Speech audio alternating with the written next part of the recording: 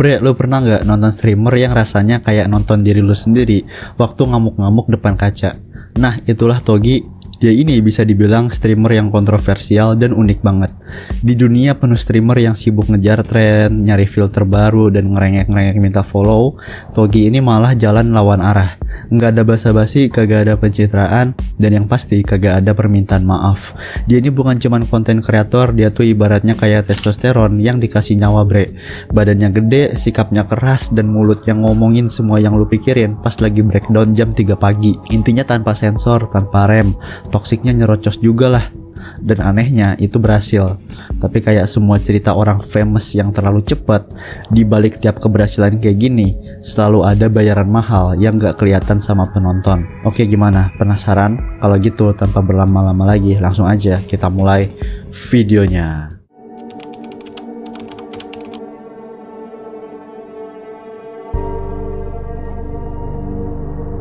Perjalanan Togi di YouTube itu kayak ngelihat seseorang naik ke puncak tanpa pakai tangga industri.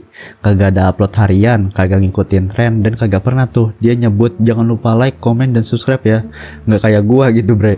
Channelnya dimulai dari video sederhana. Dia ini lagi di gym, ngangkat beban sampai nyaris ambruk. Kagak ada voice over bijak-bijak motivasi, kagak ada cut-cut dramatis, cuman keringet, dengusan, dan kadang sedikit makian. Tapi justru itu yang bikin beda. Orang-orang tuh mulai share videonya bukan karena lucu, bukan karena sinematik, tapi karena rasanya mentah, raw, genuine. Lu bisa ngelihat dari sorot matanya kalau dia ini kagak main-main.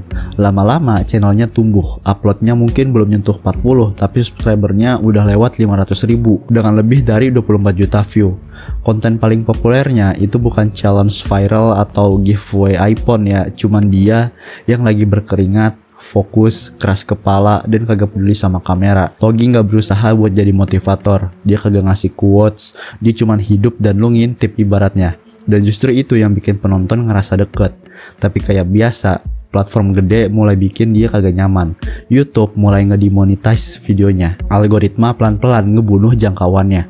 Kayak biasa, karena videonya terlalu kasar, terlalu intens, dan mungkin terlalu nyata ya. Dan Togi sendiri dia milih cabut, masuk ke Kick tuh, platform yang lebih bebas, lebih mentah, dan lebih cocok sama stylenya yang kalau nggak suka ya udah. Di sana dia ganti haluan, yaitu streaming kasino, main slot, judi, dan semuanya live. Kagak pakai edit, kagak pakai malu, dan ya penontonnya makin gila juga. Nggak butuh waktu lama sebelum followernya ini nembus angka 100.000. Mungkin karena di era digital yang serba palsu, kadang yang paling dicari ini orang justru yang paling kagak peduli. Dan itu adalah Togi. Belak-belakan, brutal, dan lu suka atau enggak, dia tetap jalan gitu. Rata-rata penonton live Togi itu bisa nembus 1.500 orang, dan kadang naik sampai 2.700 pas momennya makin asik. Itu bukan angka kecil buat streamer tanpa efek-efek norak ya, tanpa donasi alert, dan tanpa guys jangan lupa subscribe ya. Dia ini bukan performer, dia ini bukan entertainer, dia tuh kayak siaran langsung dari otak lu pas lu lagi muak sama dunia. Dan ketika kerumunan mulai berdatangan, pertarungannya berubah. Ini tuh nggak lagi soal Togi ngelawan dirinya sendiri, ini tuh jadi tontonan massal. Semuanya jadi publik, dan dari situ arahnya jadi mulai belok. Pernah ditanya tuh soal momen yang bikin dia ini viralnya tuh di mana? Togi jawab singkat tapi nendang, yaitu momen Togi versus Kabo. Video itu mungkin bikin gua 5 juta dolar. Beneran itu titik dimana gua dari gak dikenal jadi viral total. Itu momen gue jadi mainstream. Dan emang videonya kayak ledakan. Waktu itu semua orang ngebahas. Lu gak bisa buka TikTok atau Reddit tanpa ngeliat cuplikan itu. Tapi yang bikin Togi ini beda bukan cuma satu video. Dia ini kagak pernah ngejar tren, bre. Kagak ada overlay lucu-lucuan, kagak ngobrol sama chat, gak ada reaksi yang berlebihan dah. Cuman dia, kamera, dan barbel yang beratnya kayak dendam 7 turunan. Gym streamnya juga mentah, brutal, dan tanpa ampun. Dia latihan itu kayak orang yang lagi dihukum, dan yang nonton ikutan ngerasa bersalah kayaknya. Streamnya itu bukan buat hiburan, itu kayak dokumentasi penderitaan. Lu nonton tuh bukan karena lu pengen semangat, tapi karena lu pengen lihat seberapa jauh seseorang bisa nyiksa dirinya sendiri tiap hari tanpa alasan jelas selain konsistensi. Dan tubuhnya berubah total gitu. Awal-awal lu lihat dia ini kayak atlet biasalah, lean gitu, atletik, sehat gitulah. Tapi cuma dalam waktu setahun dia udah kayak karakter cheat dari video game. Otot-ototnya bengkak ya kan, gede banget itu. Uratnya keluar kayak kabel listrik anjing. Cepet banget, kagak wajar, kagak natural, dan penonton nyadar. Kritikus juga nyadar, tapi Togi, dia ngejawab itu semua dengan gak pernah sembunyi. Dia ngaku tuh terang-terangan pakai steroid dosis dewa, jauh dari yang disaranin sama medis, jauh di atasnya. Tapi buat dia ini tuh bukan soal performa, ini tuh soal kehadiran, soal eksistensi. Togi ngerti satu hal, semakin besar tubuh lu, semakin besar reaksi orang, semakin brutal visualnya, semakin banyak yang nonton, semakin banyak yang nonton, semakin besar channelnya. Dia jadi gak perlakuin badannya ini kayak aset perusahaan. Dan iya, secara bisnis emang itu berhasil gitu, tapi ada harga yang harus dibayar. Siklus steroid yang Togi jalanin itu jelas kagak bisa dipertahanin. Bahkan menurut orang-orang kayak Greg Doucette yang udah kenyang ngomongin soal doping dan fitness ekstrim, dosis yang Togi akui pakai itu udah bukan sekedar tinggi, itu level yang nekat. Resiko kerusakan organ, shutdown hormon, bahkan harapan hidup atau umur yang terpangkas setengah, semua itu real. Tapi titik baliknya bukan lagi soal latihan atau konten. Tubuhnya, suaranya, gayanya, semuanya udah jadi bagian dari karakter. Setiap kali dia ini nge-live, penonton itu kagak cuma nunggu Togi, mereka nunggu versi hiperbolik dari Togi yang mereka ciptain sendiri di kepalanya. Dan seiring makin banyak yang follow, makin besar juga tekanan untuk jadi versi gila itu terus menerus. Kagak boleh pelan, kagak boleh turun, dia nggak bisa lagi ngecil secara harfiah maupun metafora. Karakter itu udah ngambil alih ekspektasi audiensnya, sampai akhirnya limitnya nyusul. Kali ini Togi kagak bisa pura-pura nggak lihat. Dia ini harus milih, cabut dari persona gila yang diharapin sama penontonnya, atau terbakar bareng egonya sendiri. Suatu malam dia ngomong langsung ke kameranya, suaranya agak gemeter, tapi tetap brutal ya. Seperti yang banyak dari kalian tahu, beberapa malam lalu, gua kira itu adalah malam terakhir gua dalam dosis 40. Gak lama kemudian gue dilariin ke rumah sakit. Kalimat itu kagak butuh penjelasan panjang, dia tahu apa yang dia lakuin dan penonton pun tahu. Waktu gue kejang di tanah, gue kagak ngalamin slideshow kenangan kayak orang-orang bilang soal kematian. Kagak ada nostalgia, kagak ada flashback. Cuma satu hal yang gue rasain, penyesalan. Dan itu kalimat paling jujur yang pernah keluar dari mulutnya di depan kamera. Tapi kejujuran itu untuk di internet gak selalu diterima dengan cara yang sama. Channel Togi dibangun di atas reputasi yang disiplin, intensitas, dan kontrol. Pokoknya mentah, raw, gagah gitu. Maka setiap momen kelelahan, tiap detik diem, tiap napas yang berat, tiap dia burnout, penonton kagak ngelihat itu sebagai hal yang manusiawi. Mereka ngelihat itu sebagai kecacatan. Ada yang menyebutnya kejujuran, tapi lebih banyak yang nyebutnya inkonsistensi. Semakin tajam citra publiknya, semakin sempit ruang geraknya. Dia terkunci dalam versi dirinya sendiri, dan buat tetap di sana secara fisik dan mental butuh tekanan konstan yang bahkan steroid pun gak bisa nahanin selamanya. Dan bener aja, pelan-pelan tanda-tanda itu muncul di layar. Energinya berubah, gerakannya kagak secepat dulu, nadanya mulai berat, dan mata yang dulu penuh marah sekarang lebih sering kosong. Togi masih ada di depan kamera, tapi lu bisa lihat sesuatu di dalamnya, sesuatu di dalam dirinya itu udah mulai runtuh. Beberapa siaran itu terasa kayak muter-muter di tempat doang, kagak punya arah. Kadang tiba-tiba udahan gitu aja. Togi tuh mulai sering minum-minum pas live. Dia bukan minum 1-2 botol buat gaya-gayaan, kadang dia teler, itu kelihatan banget. Di beberapa klip termasuk yang diakuin sendiri, dia cerita soal ngeblank di tengah stream. Bukan kejadian kagak sengaja, bukan momen yang dia tutup-tutupin. Dia ngomongin sendiri terus terang dan dengan gaya khasnya, brutal dan jujur. Pernah satu kali dia tuh ngomong begini ke kamera dengan nada bercanda yang setengah serius. Seberapapun lo udah sering berjudi, tetap aja stres banget. Ya taruhannya biaya hidup lo. Jadi kalau gua belum 8 bir masuk, gua kagak bakal mulai. Biasanya ada metode yang gua pakai, gua sebut blackout method.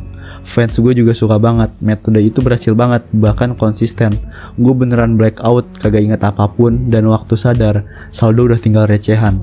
Paling parah, gue bangun dan sadar gue baru aja ngilangin $1,5 juta. Di luar kamera, hidup Togi ini gak kalah gaduh. Isu-isu klasik itu terus nempel di pundaknya. Ketergantungan, gangguan, kelelahan. Tapi lucunya dia ini kagak hancur, kagak ngilang. Malah kebalikannya, dia masih jalan, masih live, masih nongol. Dan yang paling bikin bingung, dia masih tanda tangan kontrak baru. Nama-nama gede, nama-nama situs judi gede kayak Rubet, Stake, dan Red Rock. Terus kerjasama sama Togi. Gak cuma sekedar afiliasi, kerjasama itu lebih bernilai. Dan itu nunjukin satu hal yang gak bisa dibantah, Togi masih jadi produk yang laku. Apapun yang penonton pikirin, entah mereka dukung atau cibir, bisnisnya ini faktanya gak kering. Itu bukan kebetulan, itu fakta. Kritik datang, mentalitasnya dipertanyakan, tapi dia masih ada. Dan walau langkahnya nggak selalu stabil, walau adaptasinya kadang kagak meyakinkan, usaha itu tetap kelihatan. Di tengah semua kabut, Togi ini belum nyerah. Dia masih berdiri, mungkin agak dikit goyah, tapi belum jatuh. Sekarang Togi lagi nyoba sesuatu yang baru. Bukan perubahan total, bukan juga kehancuran yang dramatis. Dia lagi ada di titik-titik yang kagak jelas. Setengah jalan antara tetap jadi dirinya yang lama dan coba ngarah ke versi baru yang kagak sepenuhnya digerakin oleh kegilaan. Pokoknya pengen jadi yang paling chaos kalau dulu mah gitu kan. Lu bisa lihat gitu dari caranya ngomong, dari kontennya, dari sikapnya. Dia ini masih nyari, masih belum tahu pasti mau kemana, tapi juga nggak mau lepas dari hal yang dulu bikin orang betah nonton dia. Dan justru di antara tarik ulur itu, antara bertahan dan berubah, babak baru Togi dimulai. Di satu klip suaranya berat, ekspresinya kagak main-main. Itu rasa sakit paling parah yang pernah gue alamin dari kepala sampai kaki. Berjam-jam gue ngerasa kayak diserang panik. Gue mulai freak out, gue ngalamin sleep paralysis, gue tiduran dan mikir gue bakal mati lagi atau kayak kejang berulang. Sering banget. Ini bukan momen lebay yang diolah jadi konten. Ini tuh kerusakan nyata, bre. Dia udah pernah nyaris mati dan sekarang dia mulai buka soal semua itu. Kecanduan, masalah kesehatan, dan gimana semuanya udah terlalu jauh. Di salah satu podcast, Togi ini duduk, tenang, dan jadi reflektif. Mungkin untuk pertama kalinya tanpa topeng. Dia bilang, ceritanya ini seharusnya bukan buat dikagumi, tapi buat jadi peringatan, terutama buat anak-anak muda yang ngelihat gaya hidup rockstar itu sebagai sesuatu yang keren. Dia jujur, dia ini takut mati. Tapi yang lebih penting, dia bilang dia mau jalan terus, bukan buat ngejar perhatian, bukan buat sensasi, bukan buat fame, tapi buat impact. Dia pengen orang ketawa, tapi bukan ketawa yang nutupin rasa sakit, melainkan ketawa yang datang dari lega. Kalau kontennya bisa bikin satu orang lupa masalahnya beberapa menit aja, buat Togi itu udah cukup.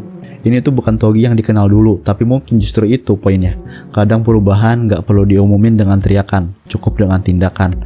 Kontennya sekarang kelihatan beda, lebih tenang, lebih luas. Masih ada latihan, masih ada stream, tapi udah gak sepadat dulu, gak seberisik dulu.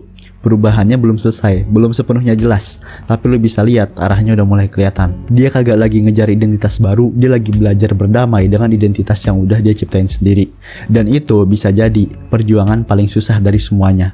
Dia udah kehilangan banyak hal, hampir kehilangan nyawanya, tapi dia masih di sini. Masih bangun, masih nyoba jalan dengan cara yang berbeda. Dan itu harusnya cukup lah buat dihargai. Cerita Togi ini bukan cuma soal viralitas atau kekacauan. Itu juga jadi peringatan. Dia ini pernah bikin kesalahan, dia akuin, dan sekarang dia hidup bareng konsekuensinya. Lu gak perlu ngejatuhin dia lagi. Dia ini udah bayar mahal. Yang tersisa sekarang cuma satu hal. Ambil pelajaran itu dan jangan diulangin. Karena kadang kisah paling jujur bukan soal menang atau kalah, tapi soal apa yang lu lakuin pas lu masih ada di sini dan tetap terus mencoba. Oke bre, segitu aja buat video gue kali ini. Gimana menurut kalian? Makasih banget buat yang udah nonton. Kalau kalian suka sama video ini, bisa like, comment, share, dan subscribe channel ini, karena kedepannya gue bakal upload video-video kayak gini lagi. Sampai jumpa lagi di video berikutnya. Dadah.